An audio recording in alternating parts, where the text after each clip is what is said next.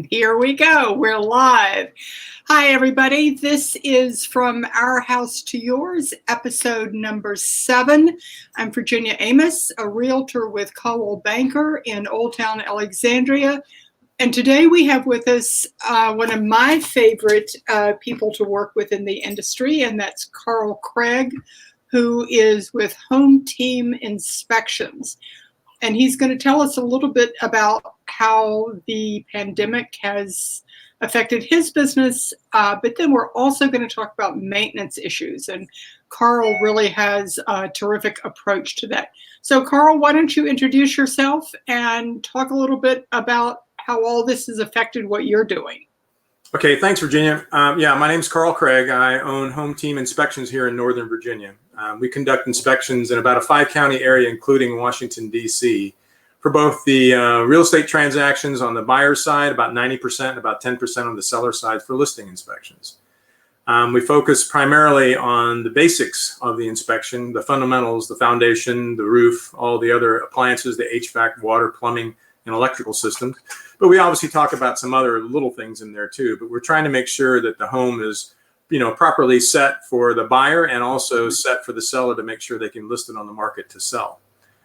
So during the COVID epidemic here, we've gone through procedures that, since we're a national franchise, we practice safe procedures. We wear masks, gloves, eye protection, and we also wipe down anything we touch with our bare hands. We typically request that nobody's in the house to do the inspection. So we perform the inspection just as our company. And then when the client shows up, we can walk the client and the agent through the house for the inspection. We have done many, many virtual inspections where nobody was there. And we actually Zoomed both the agent and the client on the Zoom on our laptops or our iPads. And then if we could just do a FaceTime, then I did a FaceTime walkthrough with the client on the phone. We've had probably 3 or 4 transactions in the last month where nobody, they have basically bought the house sight unseen from across the country because they're military or government. So that's worked out very well. And that also helps, from the safety perspective, my team, the client, the agent, and also the homeowner themselves. Right. And I'm sure that that we have put all sorts of COVID-19 addendums that are added to the contract that cover just this kind of contingency, that the homeowner has actually never seen the property or was not on site for the home inspection, so that everyone is protected and it's acknowledged up front, this is what is happening. Right. So that's good. That's good for everybody. It is. Yeah. So obviously you prefer a vacant house. That makes life easier, I would take it. It is for a lot of different reasons, but I mean, we don't have anybody asking us questions as we go along. It's much easier for us to do our job because, I always have that fear that while I'm trying to do something and I'm focused on something and the client asks me a question and then I may forget to do something or not complete what I was doing originally before the question was asked me. So it's a lot easier if I just go ahead and do the inspection and then I walk the client through the entire house and show them all the issues, show them how to shut the water off, shut the power off, all the basic maintenance stuff on the house. And when they leave, they feel pretty comfortable about it. And of course, I get them the report that night, and then they can ask questions the next day, and we can go over it again. Right. And I know one of the things that I've always liked in working with you is that you do bring a team in, so that you have people who are just pinpointed on the roof or they're pinpointed on the foundation, and that's really their area of specialty. It makes the inspection go faster, but I also feel like I like kind of the fact that I have experts in each of the different areas that you're looking at. Yeah, it's kind of difficult right now because theoretically we should be operating single person to be more safe. But what we do in our COVID-19 procedures is we split up in the house. One guy goes upstairs, one guy goes downstairs. We don't typically get near each other. And when we do the exterior of the house, we circle the house 2 360s. So we both cover the exact same stuff in the house, but we do it. So 2 sets of eyes all the time on everything. And we get 2 practical inputs to the report procedure too. Good. Now, one of the things that you do and what I really kind of want to talk about today is one of the things I know you always do at the end of your inspections that you give to the homeowner is you have a list of really a schedule of home maintenance items that both things that a homeowner should do immediately, what they should maybe do 6 months, maybe a year, maybe every 2 years. And what we're seeing a lot in just my own block, but in neighborhoods, is that we're getting a lot of deliveries from Lowe's and the hardware stores because people have the time and the weather's great and they're doing both interior and exterior projects. And I would imagine that some of that, those are maintenance projects. So I'd really like to hear from you what you consider the best maintenance projects that a homeowner can undertake and what it means for the life of their house. Well, obviously there are safety implications on some things. The homeowner's not going to do a whole lot to his roof. Oh, true. But the foundation, for example, when we do an inspection and we find downspouts on gutters that are draining right next to the foundation, we make it a point to tell them to go and buy those unsightly 6-foot black plastic hoses. Right. Extend the hose away from the foundation about 6 feet so you can at least get the water away from the foundation. In our report, our section on the basement is bolded and highlighted in yellow that basically says this is below grade, and anything below grade is subject to water penetration. And typically, it's not a question of if, it's a question of when it's going to try to get in there. So the more you do about getting water dispersed away from the foundation of the home, that's also helpful. From the HVAC perspective, cutting down weeds and bushes and things. I mean, I did a house the other day. You couldn't even get to the HVAC system to get the serial number because it had bushes all the way around it. Mm-hmm. So that's not really good for the HVAC system. The system needs to have some airflow and everything else.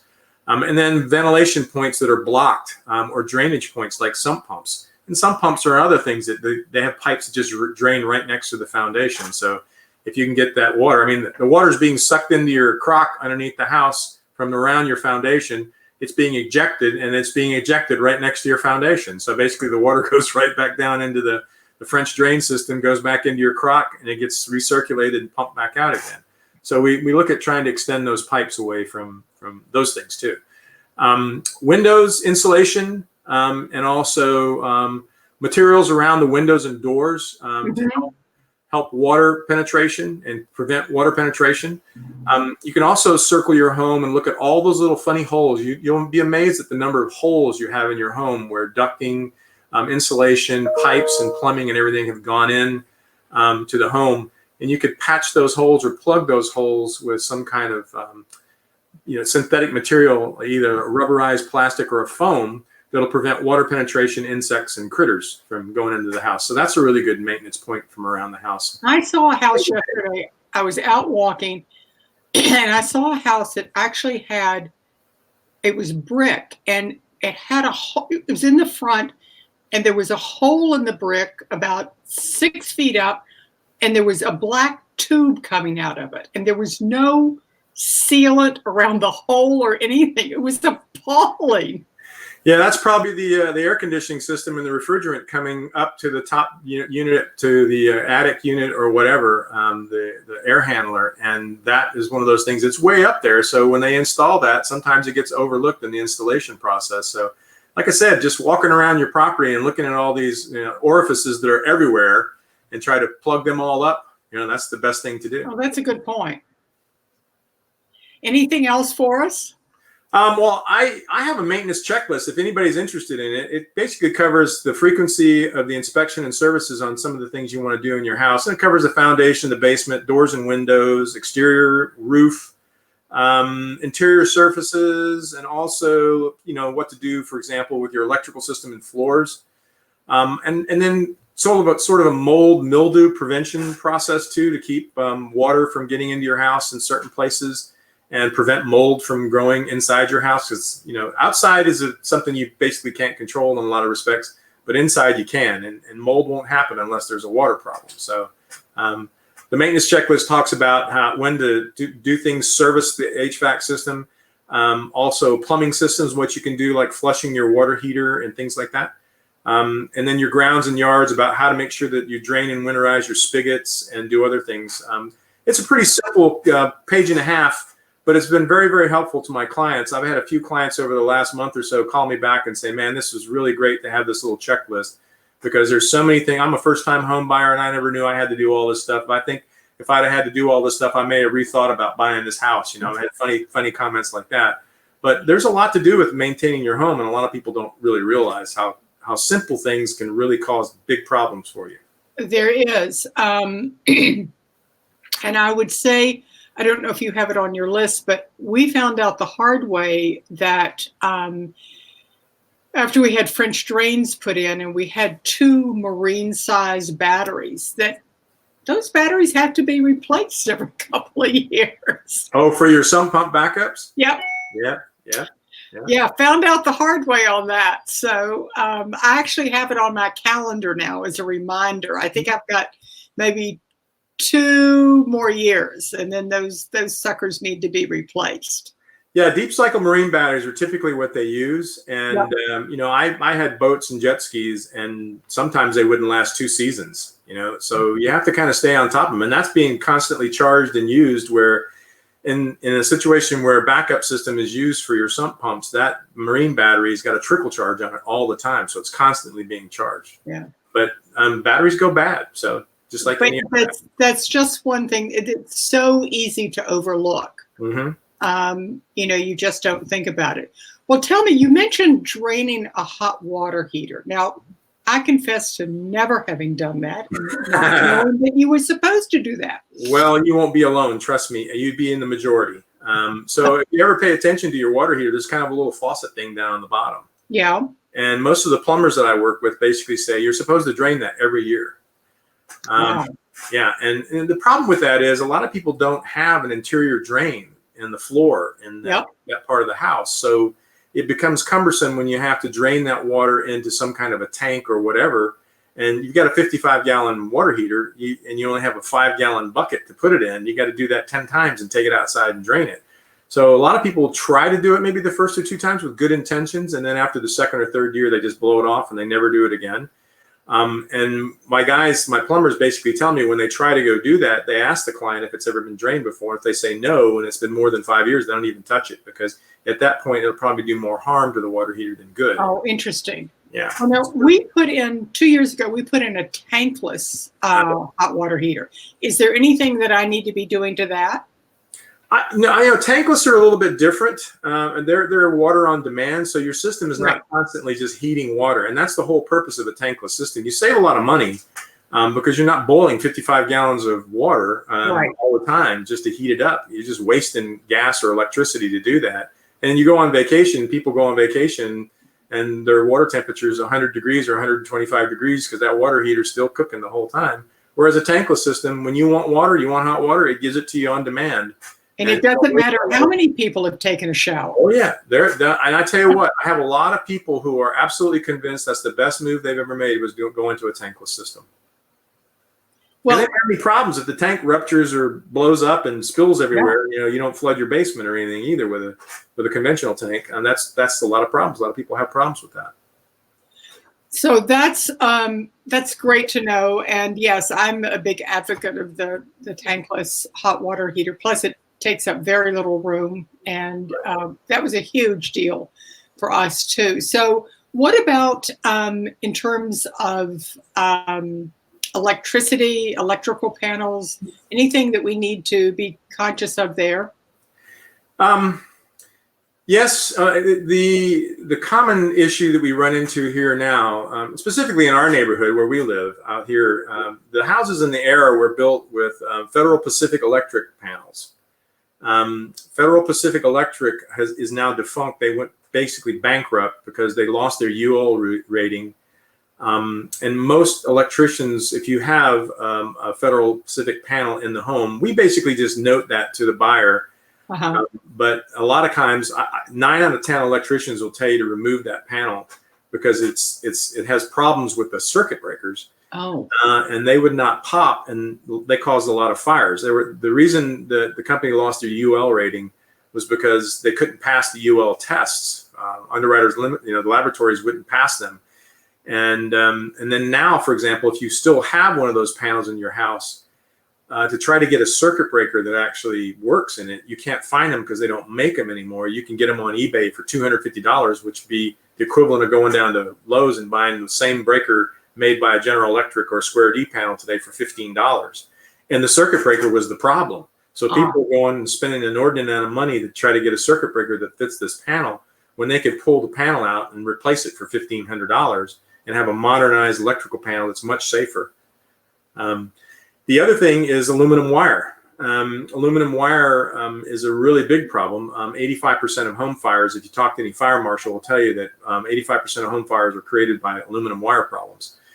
Back in the 70s, copper was only like 6 cents a pound, and it tripled overnight to like 18 cents a pound. And of course, it costs dollars now, I think.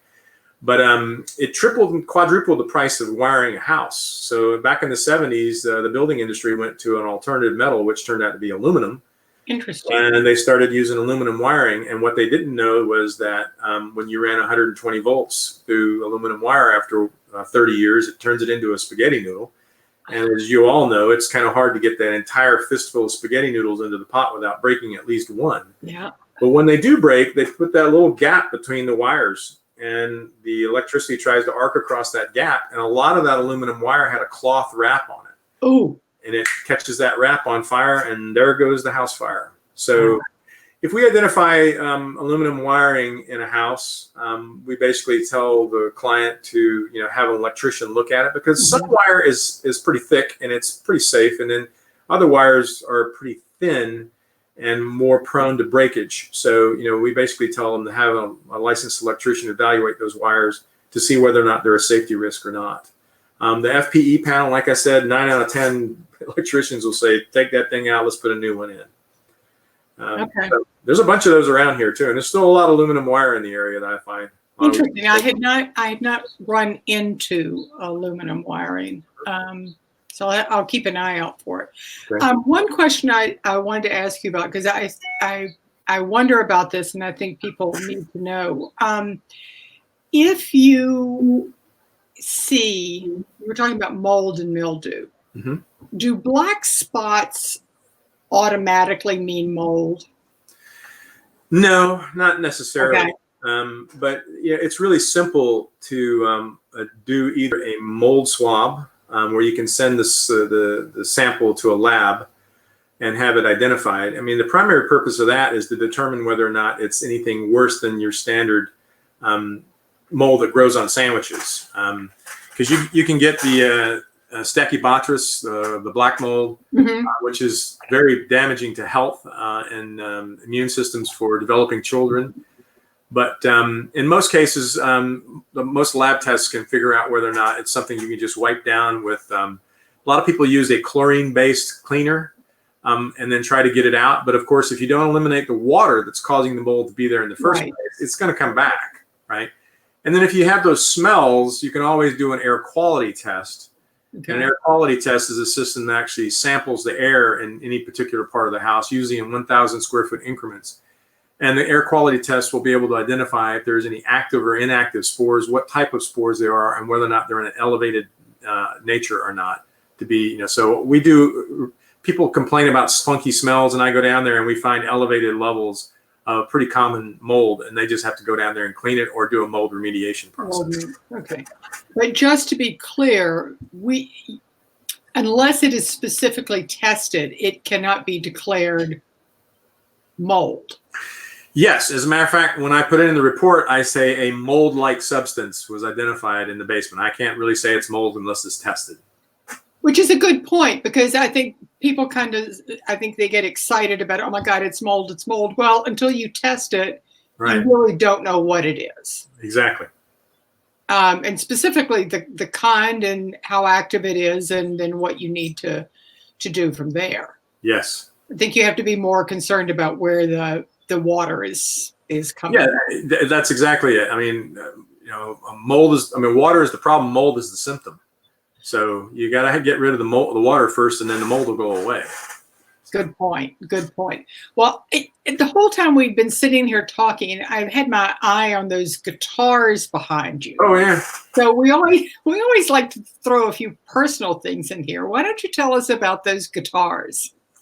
Well, I grew up as a big rock and roll fan as a kid. My dad was a country western music listener, and I eventually converted a little bit. Yay! I started playing many years ago. I played in bands when I was in high school and college.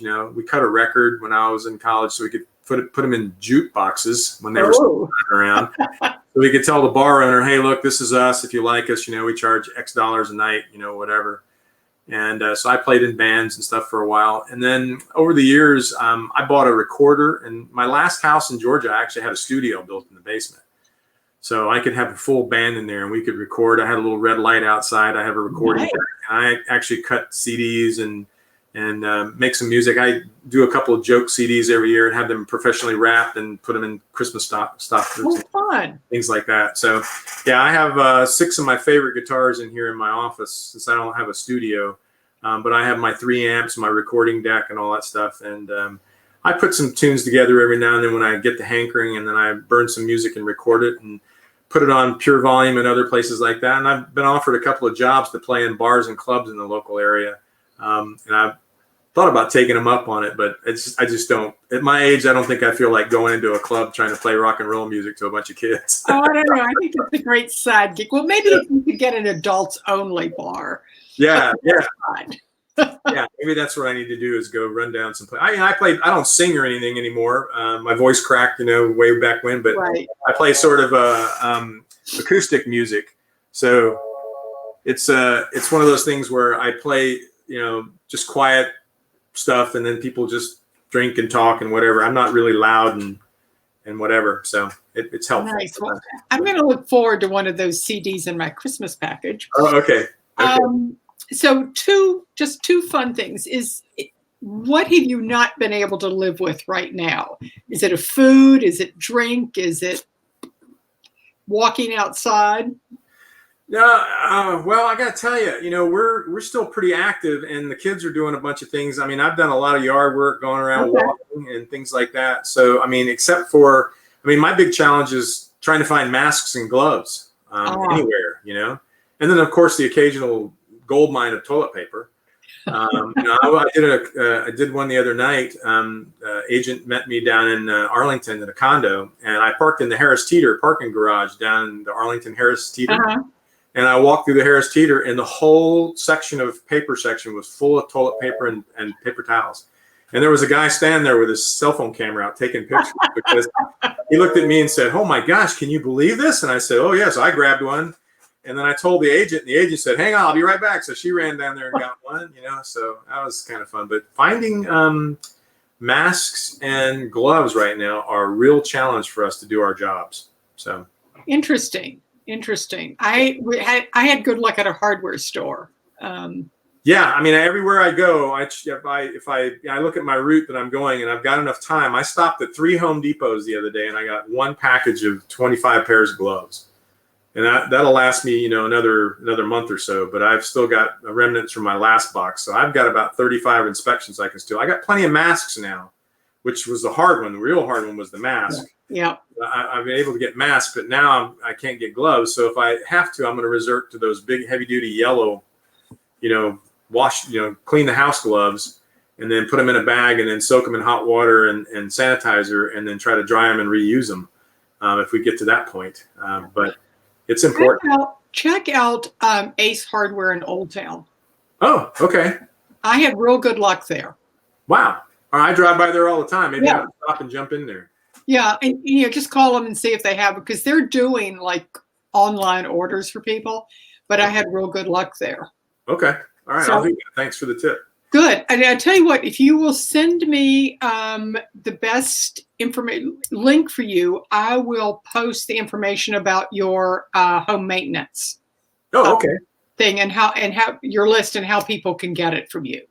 Okay. Well, I mean, they can email me if they want, and I'll reply back with the list if they want me to do that. Okay. Well, I'll put that up then when we post this. That'll be fine. Great. Thank you so much for being with us today. I know today is your day off. Yeah. Good to see you. It's good to see you. And hopefully we will be at a house, not together, but working sometime soon. I will wave at you very friendly. Okay. Thanks, Carl. All right. See you Bye. later. Bye-bye.